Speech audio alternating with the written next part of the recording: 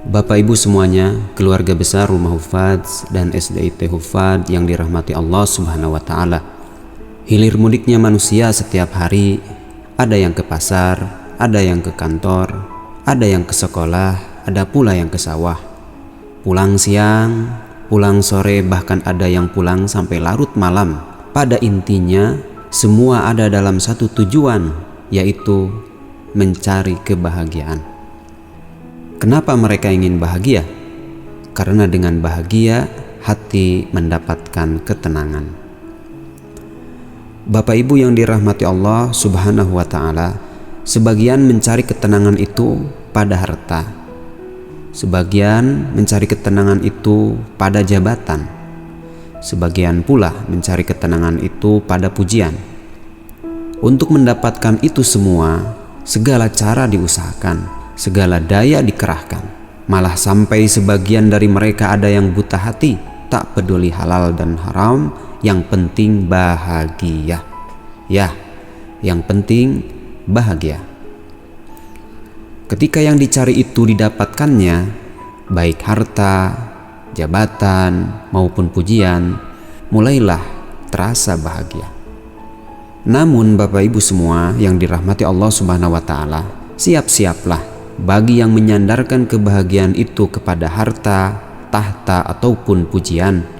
Siap-siaplah, tidak lama dari itu semua, kekecewaan, kegalauan, kesempitan, sampai stres akan datang bagai tamu tak diundang. Ya, dia akan datang bagai tamu tak diundang. Kenapa? Karena semua yang kita jadikan sandaran kebahagiaan itu cepat atau lambat akan lepas, cepat atau lambat akan meninggalkan kita, cepat atau lambat akan menjauhi kita. Percayalah, ini adalah fakta, bisa kita saksikan dengan kasat mata di sekeliling kita. Ini berarti di saat kebahagiaan yang dicari itu ada pada harta, di saat kebahagiaan yang dicari itu ada pada tahta, di saat kebahagiaan yang dicari itu ada pada pujian, maka sebenarnya kita telah membuka masa depan dengan banyak pintu-pintu kekecewaan, pintu-pintu kesedihan dalam diri. Jadi intinya, bahagia dengan itu semua adalah kebahagiaan semu, kebahagiaan palsu. Kita telah tertipu ternyata, dan yang tertipu memang tidak akan pernah merasa bahwa ia tertipu sampai ia tersadarkan bahwa itu semua ternyata telah memperbudaknya, telah mempermainkannya, telah meninabobokannya.